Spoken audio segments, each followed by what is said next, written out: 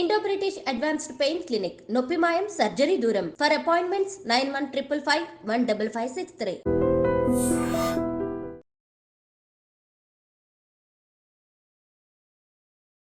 నమస్తే, welcome to I dream. నేను మీ ఝాన్సీ. ప్రస్తుతం మనతో ప్రముఖ జ్యోతిష పండితులు ఎస్జే శాస్త్రి గారు ఉన్నారు. ఈరోజు కొన్ని మంచి విషయాలు అడిగి తెలుసుకుందాం. నమస్కారం గురుగారు. నమస్కారం. గురుగారు, టెంపుల్కి వెళ్ళడం, దేవుణ్ణి దర్శించుకోవడం ఇది మాత్రమే కాకుండా ప్రదక్షిణాలు చేస్తూ ఉంటారు. 100 ప్రదక్షిణాలని 108 సార్లు తిరుగుతూ ఉంటారు. అలాగే అభిషేకాలు చేస్తూ ఉంటారు. కొన్ని ప్రత్యేక దినాలు, పర్వదినాల్లో కూడా అభిషేకం చేస్తే మంచిది అంటారు. మన హిందూ సాంప్రదాయాల ప్రకారం ఈ ప్రదక్షిణలకు కానీ అభిషేకాలకు కానీ ఉన్న ప్రాధాన్యత ఏంటి? అసలు ఎన్నిసార్లు ప్రదక్షిణ చేస్తే, ఎన్నిసార్లు ఎలాంటి అభిషేకాలు చేస్తే ఎలాంటి ఫలితం ఉంటుందో మా కోసం తెలియజేయండి. శ్రీ గురుభ్యో నమః. శ్రీ మహాగణాధిపతి నమః. సరస్వతి నమః. ఓం శ్రీమాత్రే నమః. మనకు ప్రదక్షిణా క్రమము, మీరు అడిగిన ప్రశ్నలో ప్రదక్షిణాల గురించి అడిగారు. ఇంకా అభిషేకాదుల్లో అంటేనమ్మా ఇక్కడ ఎక్కువగా మనకు శివాలయాలే ఎక్కువ ఉంటాయి అభిషేకాలు అంటే. ప్రదక్షిణాలు అంటే కనుక నవగ్రహ టెంపుల్స్. చాలా మంది నవగ్రహాలకి ప్రదక్షిణాలు చేస్తున్నాం అని అంటారు. అది లేదా ఇతర దేవతామూర్తులు చేస్తూ ఉంటారు విడిగా.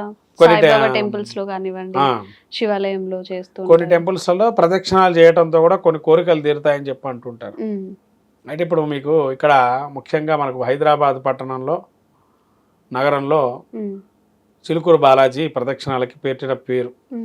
ప్రదక్షిణాలు చేస్తే కోరికలు తీరుతాయని చెప్పి. నిజమైనటువంటి ఏంటంటే మనకు పోయినటువంటి ఈ కార్తీక మాసం ఏదైతే ఉందో ఒక్కొక్క ప్రదక్షిణం ఎలా చేయాలి అంటే అడుగులో అడుగు వేసుకుంటూ చేయమన్నారు. అంతే తప్ప హరిబరిగా ఉరుక్కుంటూ తిరగటం చేస్తూ ఉంటారు కొంతమంది. అదంతా చేసుకుంటూ అలా తిరగకూడదు. అడుగులో అడుగు వేసుకుంటూ తిరగాలి. మాట్లాడుకుంటా తిరగకూడదు. అవతల మనిషితో మాట్లాడదు. ఏమనవసరం చేస్తుండాల. ప్రదక్షిణ చేసేటప్పుడు దైవాన్ని ధ్యానం చేస్తుండాలి. అంటే కోరిక తీరిపోయింది కదా, ఇంకేం మనం మన ఇష్టం ఉన్నది చేసుకోవచ్చు అని కాదు. కోరిక తీరినా తీరకపోయినా మనం దానికి మొక్కు పెట్టుకుంటున్నప్పుడు ప్రదక్షిణాలు చేసేటువంటి క్రమంలో ఉన్న ప్రదక్షిణ మార్గం చేసేటప్పుడు యాని కానిచ పాపాని జన్మాంతర కృతానిచ, అంటే జన్మాంతరాలు చేసేటువంటి పాపాలు ఏముంటాయో స్వామి, అవి తెలుసో తెలవకో పాప భూయిష్టమైనటువంటి శరీరం ఇది.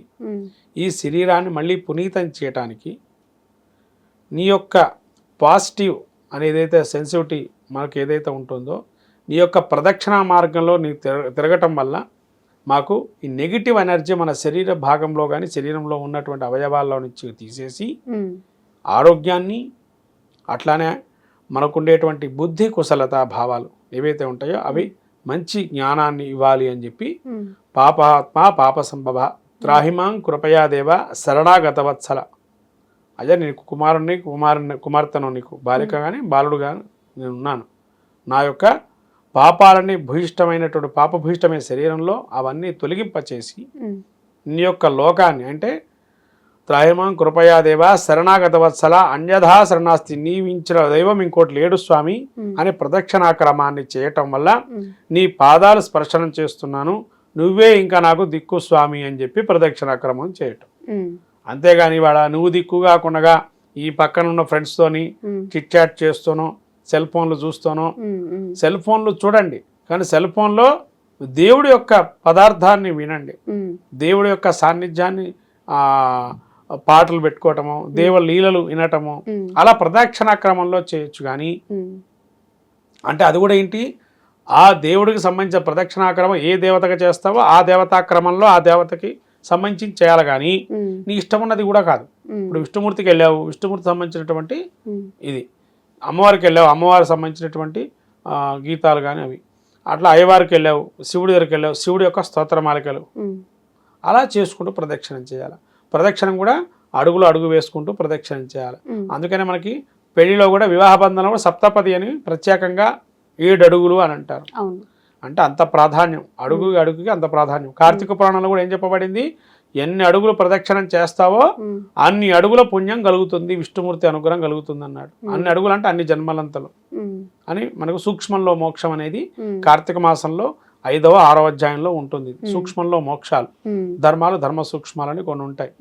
దానిలో ఇది కూడా వస్తుంది, ప్రదక్షిణాక్రమం ఏ విధంగా చేయాలనేది. మళ్ళీ బ్రహ్మాండ పురాణంలో కూడా ఉంది ప్రదక్షిణాక్రమం ఏ విధంగా చేయాలని. ఇక్కడే చండీ ప్రదక్షిణ అని శివుడికి ప్రత్యేకంగా ఒక చండీ ప్రదక్షిణ కూడా ఉంటుంది. అంటే చండీ ప్రదక్షిణ చేసేటప్పుడు శివుడికి అప్రదక్షిణంగా సగము, మళ్ళీ ప్రదక్షిణంగా సాగం చేస్తే, అంటే పానవట్టంలో చండీశ్వరుడు ఉంటాడు. ఈ చండీశ్వరుడు దాటకుండా ప్రదక్షిణం చేయటం అనేది ఒక క్రమంగా ఉత్తర భారతదేశంలో చేస్తున్నారు బాగా. దక్షిణంలో కూడా ఈ మధ్యకాలంలో చండీ ప్రదక్షిణ చేస్తున్నారు. ఈ చండీ ప్రదక్షిణ వల్ల కూడా సకల కష్టములన్నీ తొలగిపోయి ఐశ్వర్యాన్ని ఇస్తాడు ఈశ్వరుడు అని చెప్పి ఈ చండీ ప్రదక్షిణ మార్గం. తర్వాత ఆదిత్యాది నవగ్రహాలు. చాలా మంది ఈ యొక్క జపాలు కానీ హోమాలు కానీ శక్తి లేని వాళ్ళు చాలా మంది ఉంటారు. అంటే శక్తి లేని వాళ్ళ గురించి మాట్లాడుతున్నామ్మా, శక్తి ఉన్నవాళ్ళు కాదు.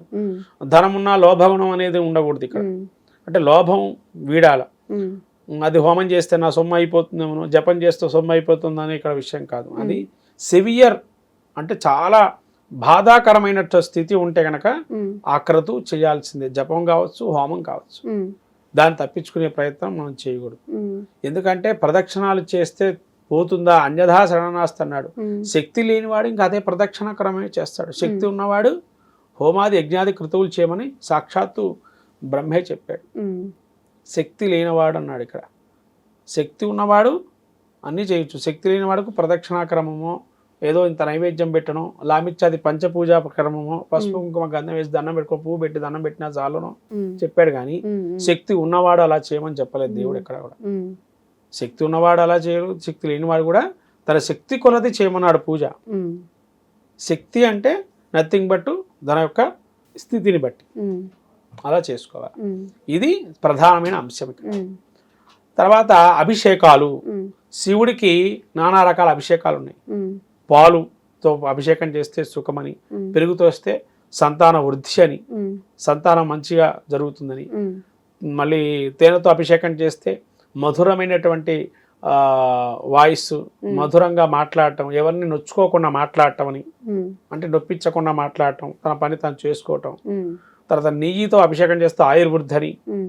తర్వాత అట్లానే మనము ఈ యొక్క పంచదారతో చేస్తే, పంచదార అంటే ఇప్పుడు క్రమంలో ఎవరు వాడటం లేదు, కలకండ పౌడర్ కానీ అట్లాంటి కలకండ వాటితోని చేయొచ్చు.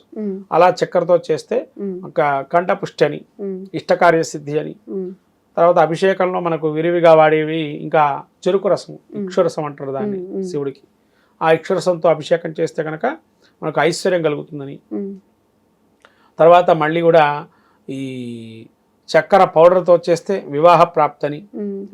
రకరకాల అభిషేకాలు ఉన్నాయి. ఇక అక్షతోదక అభిషేకం, బిల్వోదకం అని, గరికోదకం అని, గరికలు కూడా నీళ్ళలో ముంచి చేస్తే సంతాన వృద్ధి కలుగుతుందని, నేరుడు రసంతో చేస్తే సంతాన వృద్ధి కలుగుతుందని, పసుపు కుంకుమ అష్టమానువాకంతో అభిషేకం చేస్తే ప్రత్యేకంగా శివుడికి అష్టమానువాకాన్ని పసుపు కుంకుమ మేళపించి అభిషేకం చేస్తే సంతానం కలగటం అని అనేక రకాలైనటువంటి ఈ క్రమంలో ఉన్నాయి అభిషేకాలు. అలే మళ్ళీ విష్ణుమూర్తికి వచ్చేటప్పుడు వేరే క్రమంలో ఉన్నాయి. విష్ణుమూర్తికి శిక్షానంద భృగువల్లులు ఉపనిషత్తు అనేది ఉంటుంది. ఆ ఉపనిషత్తులతో కానీ పురుష సూక్తం కానీ చేసి అభిషేకాలు చేస్తారు విష్ణుమూర్తికి ప్రీతిగా ప్రతి శుక్రవారం రోజు. విష్ణుమూర్తి ప్రీతికి ఏంటంటే ఎక్కువ గంధము అలంకరణ చేయటము, మళ్ళీ పసుపు ముద్దలు పెట్టడము, తర్వాత కుంకుమ ముద్దలు చేసి పెట్టడము, తర్వాత జలెడలో అభిషేకం చేయటము, అవన్నీ నిత్య కళ్యాణమూర్తి కదా ఆయన. విష్ణుమూర్తి నిత్య కళ్యాణ, అంతా అలంకారప్రాయం కాబట్టి నిత్య కళ్యాణమూర్తిగా ఉంటాడు కాబట్టి అక్కడ విశేషంగా వాళ్ళు వేడి నీళ్ళతో కూడా అభిషేకం చేస్తారు. ఇంకా శివుడికి కూడా వేడి నీళ్ళతో అభిషేకం చేస్తారమ్మా. శ్రీకాళహస్తిలో ఒక్క శివరాత్రి రోజు మాత్రము వేడి నీళ్ళతో అభిషేకం ఉంటుంది. అంటే గోరెచ్చని నీళ్ళతో అభిషేకం చేయిస్తారు. మిగతా రోజులన్నీ మామూలుగా అక్కడ చందన నీళ్ళతోని, పన్నీరులతో నీళ్ళతోని కానీ గంగా తీర్థంతో అభిషేకం చేస్తారు. ఆ ఒక్కరోజు మాత్రం ఈ శ్రీకాళహస్తిలో మహాశివరాత్రి రోజు మాత్రం గోరెచ్చని నీళ్ళతో అభిషేకం చేయిస్తారు శివుడికి. ఇట్లా రకరకాల అభిషేకాలు. ఆ అమ్మవారికి అయితే పసుపు కుంకుమ వట్టివేళ్ళు అభిషేకం చేయటం, వట్టివేళ్ళతో చేస్తే కూడా మంచిది. మళ్ళీ కస్తూరితో అభిషేకం, చక్రవర్తిత్వం ఇవ్వటం. అంటే అభిషేక క్రమంలో కూడా రకరకాలు ఉన్నాయి. ఒక్కొక్క కోరికకి ఒక్కొక్క కామ్యాన్ని బట్టి ఒక్కొక్క అభిషేకం అనేది ఉంటాయి. అలా అభిషేకాలు చేసుకోవటం. తర్వాత ప్రదక్షిణ క్రమాలు మీకు చెప్పాను కదా, చండీ ప్రదక్షిణని, మామూలు అవును. ప్రదక్షిణాలని. నవగ్రహాలకైతే 27 ప్రదక్షిణాలు చేయాలా. ప్రదక్షిణా క్రమం ఏంటంటే ఇక్కడ ప్రధాన దేవుడికి ఒక ప్రదక్షిణం చేసి దండం పెట్టుకొని నవగ్రహాల గుళ్ళోకి వెళ్ళి నవగ్రహ మండలం ప్రదక్షిణ చేసుకోవాలి. 27 ప్రదక్షిణాలు అవకాశం ఉంటే, లేదా 11 ప్రదక్షిణాలు శక్తి లేని వారు, అంటే ఆరోగ్యవంతులు కాకపోతే.